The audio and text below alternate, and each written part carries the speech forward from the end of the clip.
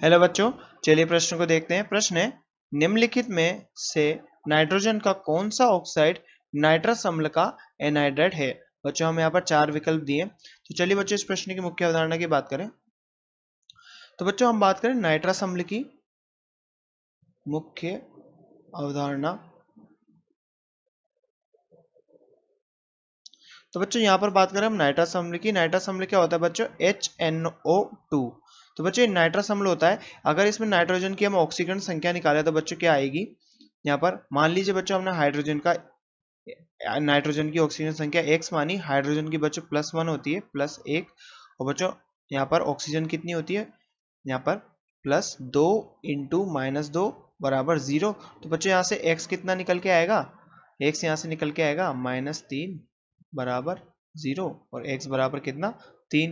तो बच्चों यहाँ पर नाइट्रोजन की ऑक्सीकरण संख्या प्लस की 3 निकल के आ रही है। अब बच्चों नाइट्रोजन की ऑक्सीकरण संख्या +3 है, तो एक मेथड तो ये हुआ हमारे पास। एक प्रक्रम हम यहाँ पर इन ऑक्साइडों में से उनकी ऑक्सीकरण संख्या से हम पता लगा लेंगे कि बच्चों जिसमें +3 आएगी या तो वो उसका नाइट्रस अम्ल का ऑक्साइड होगा। और बच्चों दूसरा मेथड क्या है? पहले मेथड की बात करें, पहले मेथड में बच्चों हम एनहाइड्राइड के कॉन्सेप्ट को समझेंगे। तो बच्चों एनहाइड्राइड क्या होता है? किसी भी अम्ल का, जब बच्चों अम्ल में से हम इसका निर्जलीकरण करते हैं तो हमें एनहाइड्राइड प्राप्त होगा। एनहाइड्राइड। और बच्चों जो एनहाइड्राइड होता है और कुछ नहीं बल्कि किसी भी अम्ल का ऑक्साइड होता है। द करस्पॉन्डिंग, किसी भी अम्ल का एनहाइड्राइड क्या होता है बच्चों? उसका ऑक्साइड होता है, ऑक्साइड। तो बच्चों अम्ल यहाँ पर क्या है हमारा? जैसे कि बात करें HNO3 की, HNO2 नाइट्रस अम्ल। तो बच्चों क्या है? नाइट्रस अम्ल। अब जब बच्चों हम नाइट्रस अम्ल की बात करें तो इससे हम एनहाइड्राइड बना रहे हैं बच्चों। यहाँ पर इसका एनहाइड्राइड बनेगा, एनहाइड्राइड। तो बच्चों इसका क्या होता है? यहाँ पर निर्जलीकरण होता है, जल का निष्कासन होता है। तो हमारे पास क्या बनता है बच्चों? एनहाइड्राइड बनता है किसी भी प्रकार का। तो अगर हम यहाँ पर बात करें HNO2 की, तो HNO2 में बच्चों ये दो H,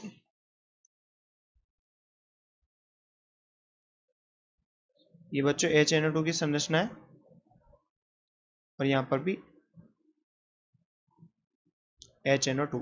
अब बच्चों इसके यहाँ से जल का निष्कासन होगा, तो जल का निष्कासन कहाँ से होगा बच्चों? यहाँ से मान लीजिए बच्चों एक H और ये OH। तो बच्चों यहाँ से क्या सूत्र निकल के आ रहा है? N2। बच्चों दो तो N हो गए, 1 2, और ऑक्सीजन कितने? 1 2 3। तो बच्चों N2O3 यहाँ पर क्या बन रहा है? एनहाइड्राइड बन रहा है। तो बच्चों एक मेथड तो ये हुआ। प्रथम मेथड से हम देख सकते हैं बच्चों N2O3 क्या पर है? यहाँ पर नाइट्रस अम्ल का ऑक्साइड बन रहा है। और बच्चों दूसरा यहाँ पर मेथड की बात करें तो दूसरा मेथड क्या हो सकता है? हम ऑक्सीकरण संख्या से निकाल सकते हैं। जैसा कि बच्चों नाइट्रस अम्ल में ऑक्सीकरण संख्या कितनी आ रही है? इसकी +3 आ रही है। तो पहला उदाहरण देखें बच्चों N2O3, तो N2O3 में इसकी निकालें अगर हम ऑक्सीकरण संख्या, तो 2x +3 इंटू -2 बराबर 0। तो बच्चों यहाँ पर क्या होगा? 2x बराबर 3 इंटू 2, और x बराबर कितना आ जाएगा? 3।